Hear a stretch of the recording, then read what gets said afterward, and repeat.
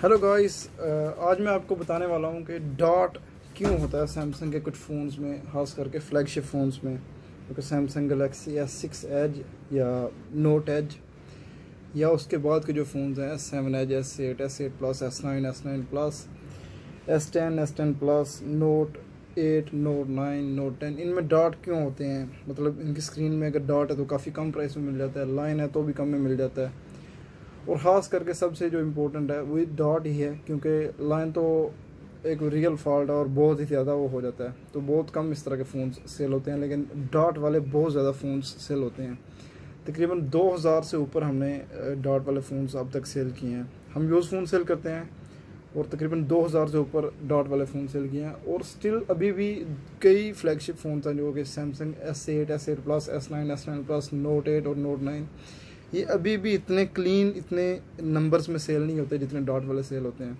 उसकी रीज़न ये है कि इनमें बहुत ज़्यादा वैल्यू आपको मिल जाती है। मतलब आपको जो गलेक्सी S8 या S8 प्लस है वो S7 या S7 एज वाली प्राइस में मिल जाता है। गलेक्सी S9 और S9 प्लस तकरीबन S7 एज या नोट 5 वाली प्राइस में मिल जाता है, मतलब जो मार्केट की प्राइसेस हैं उसके हिसाब से। और जो गलेक्सी नोट 9 है वो आपको तकरीबन गलेक्सी S8 या S8 प्लस की प्राइस में मिल जाता है।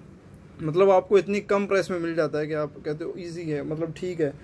जैसे कि ये डॉट है तो ये अगर मेरे फ़ोन को चलाने में कोई मसला नहीं करता, हाल ये साइड पे एक छोटा सा स्पॉट डिस्प्ले में, तो इसका कोई मसला नहीं है मुझे।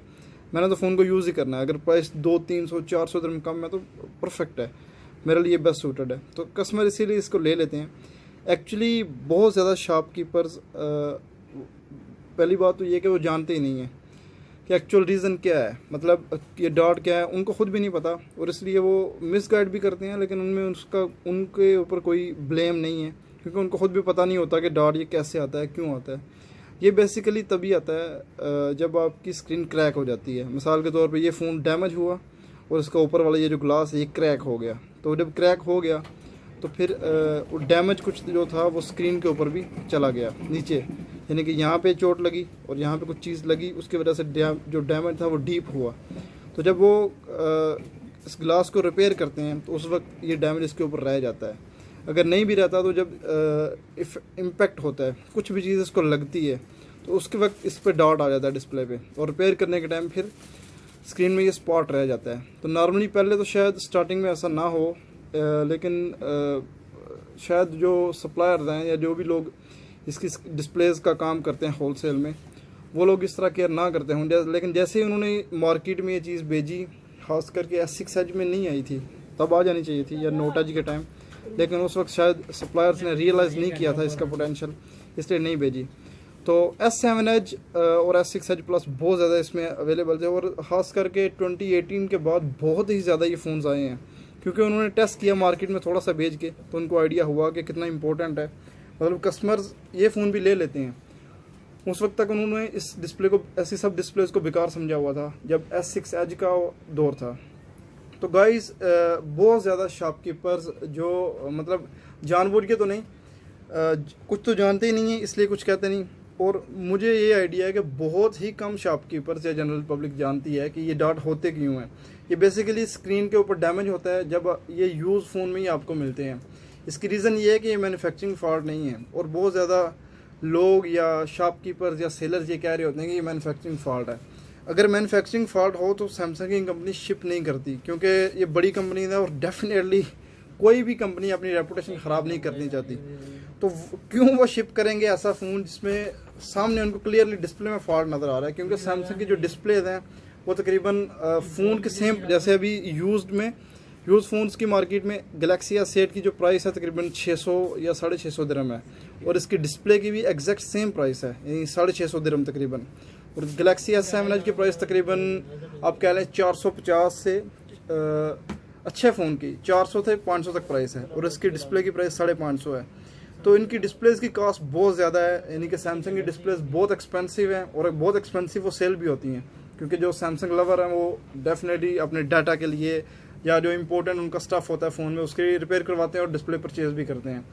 तो सैमसंग का ऐसा अगर डिस्प्ले में कोई फॉल्ट है तो कंपनी कभी भी उस फ़ोन को शिप नहीं करेगी। ये बहुत बेसिक बात है और बहुत जनरल बात है। ये एक्चुअली सब यूज़ फ़ोन्स में ही आपको मिलते हैं। ये इसलिए मिलते हैं क्योंकि यूज़ फ़ोन्स कि डिस्प्लेज भी सैमसंग की खास करके होलसेल पे सेल होती हैं। यूज़ फ़ोन्स की जो मार्केट है सैमसंग की और एप्पल की बहुत ही बड़ी है, बिलियंस ऑफ डॉलर्स में है, तो इसलिए इनके पार्ट्स तक भी सेल होते हैं। अमेरिका में, यूएस में तो बैटरीज भी, बैकडोर्स भी सेपरेटली, यानी फ़ोन्स तो चलो यूज़ में सेल होती हैं होलसेल में, इनकी बैटरीज तक, बैक कवर्स तक सेल होते हैं।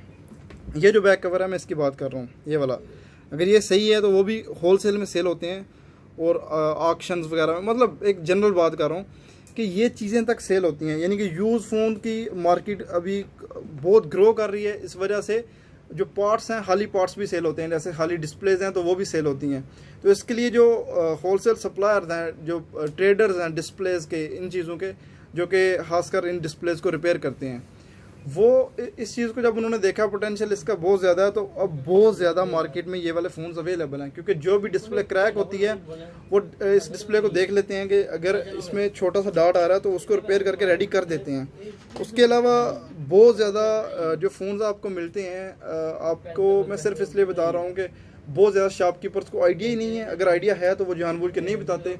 तकरीबन आप कह लें जो भी मार्केट में अवेलेबल है 70% फ़ोन्स वो तकरीबन खुले हुए होते हैं, उनमें काम हुआ होता है किसी ना किसी पार्ट पे, लेकिन जनरली पब्लिक को ये बात बताई नहीं जाती और ये मेरे नज़दीक गलत है। मेरा ये मानना है कि आपको लाजमी ट्रांसपेरेंट होना चाहिए रिपेयरिंग में भी और यूज़ फ़ोन्स के ऊपर भी।